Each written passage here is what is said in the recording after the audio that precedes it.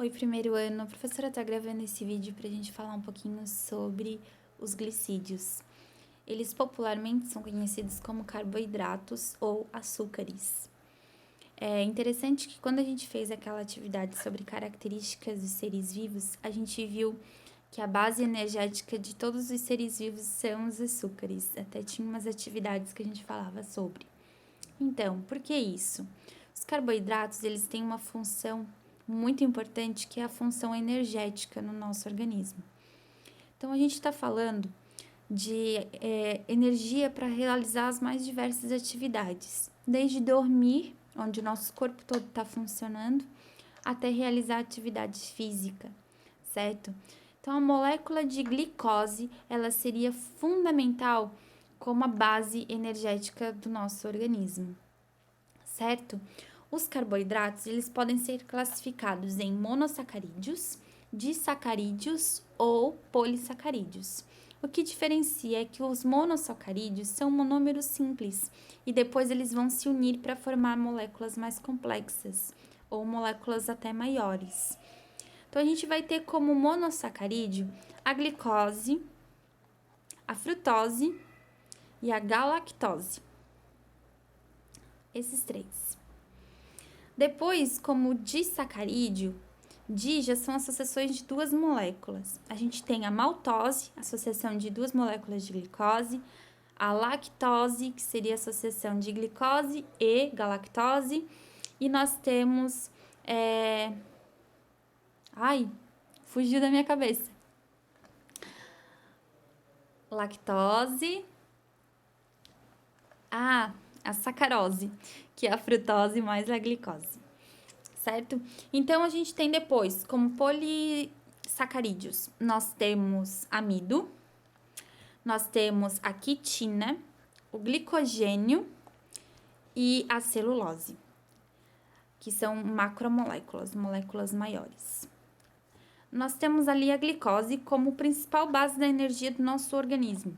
Então, sempre que a gente ingerir glicose, ela vai fazer parte de um processo chamado respiração celular, que é um conteúdo que a gente vai ver um pouquinho mais para frente, onde ela vai sendo quebrada, esses átomos de carbono, que no caso a glicose são 6 átomos de carbono, 12 de hidrogênio e 6 de oxigênio. Ela vai sendo quebrada, até se transformar numa moeda energética que se chama ATP, adenosina trifosfato. E esse ATP vai ser responsável, então, por toda essa energia que a gente vai ter durante o nosso dia a dia nas nossas atividades, tá? É um processinho bem interessante de nós vermos como tudo isso acontece. A glicose passa, então, por vários processos. Quando a gente se alimenta, né, e os nossos alimentos são açúcares, são carboidratos, a gente pode ter uma reserva energética para momentos de escassez. Então, tudo que a gente não utilizar nas atividades, no nosso cotidiano, a gente vai armazenar no nosso corpo, nos nossos músculos e no nosso fígado. Os animais armazenam em forma de glicogênio, que é uma grande molécula formada por várias associações de glicose. Então, essa reserva energética é de todos os animais e também do reino fungo, de todos os fungos, certo? Reserva energética dos animais e dos fungos é o glicogênio. Já nas plantas, essa reserva energética para momentos de escassez é o amido. E já não é cadeias de várias glicoses, são outras moléculas que formam o amido. Deixa eu ver aqui, é amilopectina e amilose. Nós também temos como exemplos de carboidratos que podem trabalhar na forma estrutural das células, a celulose. Toda aquela parte de caule, né, onde as plantas ficam mais rígidas, que é mais fibroso, ela é feita de celulose. Então, a celulose vai participar, é um açúcar, e vai participar da parte estrutural dessa célula. Nós também temos um outro tipo de açúcar que faz parte de estrutura do reino dos fungos. Mais precisamente lá dos cogumelos, a gente tem aquela parte mais do cabinho, do corpo de frutificação, onde é mais duro. Nós vamos ter parte daquela estrutura feita de glicogênio, de quitina.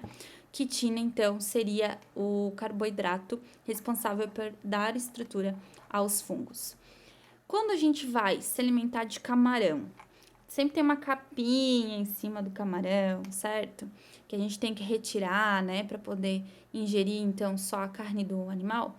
Essa capinha é o exoesqueleto do camarão e também é feito de quitina. Então, tá aí um outro açúcar com uma função estrutural muito importante. Ele compõe o exoesqueleto de artrópodes, então de crustáceos, que entra aí o camarão, e também de insetos. Então, aquela parte durinha da joaninha, aquela parte durinha de cima das baratas, ela também é composta de quitina, que é um açúcar. Ok? E quais são os alimentos, então, que a gente encontra os carboidratos? Eles estão presentes nos grãos. Isso vai entrar no feijão, no arroz, na farinha, certo?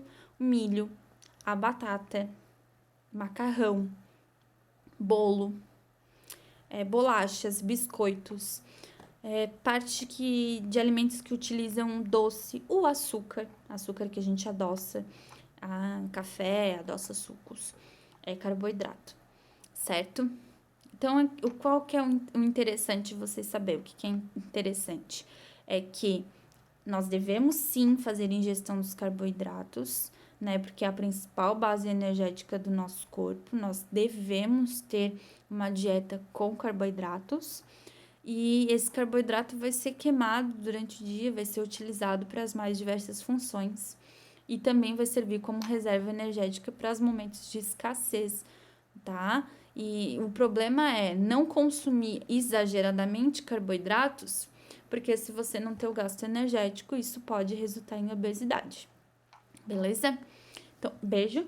Próxima aula a gente vai aprender aí sobre os lipídios, que são as gorduras, que também tem uma função muito importante no nosso organismo, mas a gente também tem que cuidar com os excessos.